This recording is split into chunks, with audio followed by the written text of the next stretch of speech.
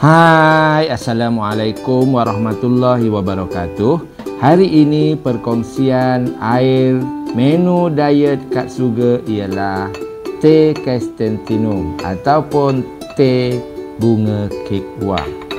Apa kebaikan teh chrysanthemum ini? Ia meringankan sakit tekak, menjaga kesihatan kulit, meredakan osteoporosis, mengurangkan tekanan gula dalam darah dan memelihara kesihatan jantung. Cara penyediaannya mudah sahaja. Masukkan teh bunga chrysanthemum atau bunga kek wak ini ke dalam cawan. Teh ini boleh dibeli di kedai-kedai runcit Mamak 786 atau di kedai-kedai ubat.